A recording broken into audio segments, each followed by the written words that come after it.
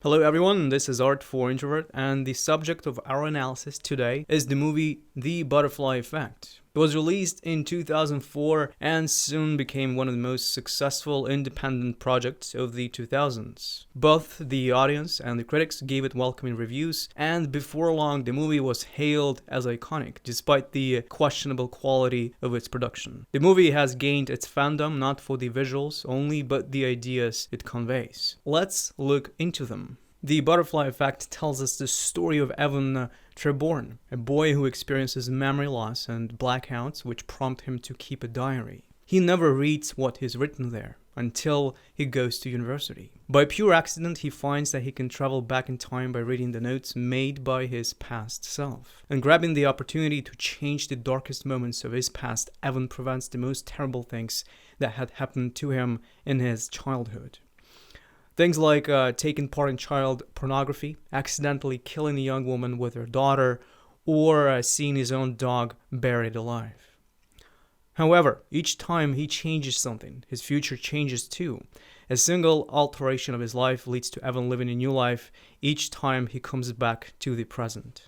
In the end, Evan comes to realize that all his attempts to rewrite the past bring calamities to his future, and that he is unable to predict the outcome of his actions. In a desire to make one last radical change, Evan burns the diaries, and we are offered two completely different versions of the endings, the director's cut and theatrical alternative. In the theatrical cut, Evan travels back to his childhood and tells his future girlfriend that he hates her. Consequently, they never become friends or get together and walk past each other when they meet years later.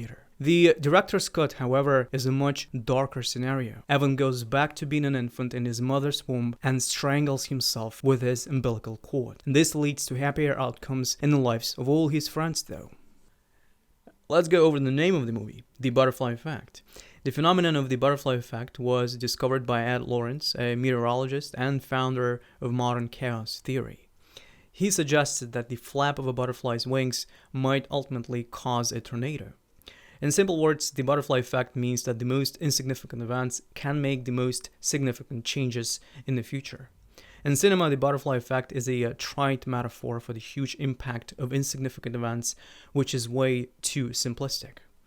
The curious case of Benjamin Button also employs this metaphor, showing a series of events leading to a horrific car accident. The problem here is that a scientific take on the butterfly effect is at odds with what we see in the movies. We can't accurately predict the consequences of a random action or event, and the butterfly effect, an integral part of the chaos theory, tells us about the unpredictability of the world. In the chaos of what is happening around us, we'll never be able to distinguish a clear cause and effect relationship between the events. But what if there was a higher being that would know the place and movement of every atom in the universe? The same question was posed by Pierre-Simon Laplace, a mathematician and astronomer who lived and worked at the turn of the 17th and 18th century. The theory he introduced is called Laplace's demon. According to Laplace, if such a being hypothetically existed, it would possess the knowledge of the past and future and would be able to calculate the movement and mutual condition of every single thing there is. Laplace was a strong determinist and firmly believed that everything in the world is subject to cause and effect relationship. Alex Garland's television miniseries Deaths brings realization of Laplace's demon concept in our world. In this techno-thriller, a quantum computing team develops a machine that is able to calculate the movements of all particles in the universe. It can generate any moment of the past or future, including the death of Jesus Christ or your own death. The problem is it's impossible to change the event.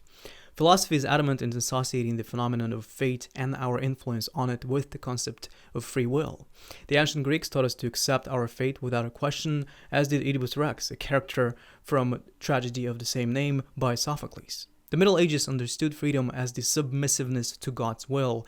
God was considered almighty, omniscient, and unconditionally benevolent. That's why the fairness of the predestined path could not have been doubted. And we discussed these topics in detail in the video course Philosophy, Names, Schools, and Ideas, and for those willing to probe into the ideas of different centuries, tap the link in the bio. The butterfly effect delves into the problem of predetermination of human fate. Should people interfere with their destinies, or will our intervention only make things worse?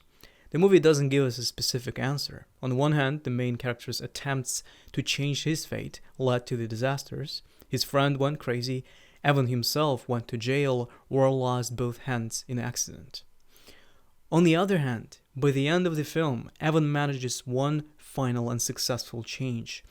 The movie suggests that the final scene shows the best possible outcome for the story. But is it the best option? Is there a possibility that 10 years later a chain of seemingly unrelated events would put the protagonist in dire straits? The question remains open. In the movie, the connection between the past and the future is laid out through the concepts of time travel and our ability to change this very connection. However, no matter what impact on the past the character makes, he will never come to an ideal version of the future. It simply doesn't exist. The film exposes our desire to look for patterns. We tend to track relations and references between the works of art and our own lives. And this largely explains the appeal of the butterfly effect theory. It allows us to give an attractive explanation of the universal connection of all things, as well as shows how the smallest events affect us. What's the real meaning of the movie then? It's about accepting the blanket of the past with all the dark patches that constitute it. But we don't have any power to change it. Our past has already influenced us, making us who we are. All the same, the future is in our hands. Whatever we do, our actions are going to add up like a snowball, influencing our lives, whether we want it or not.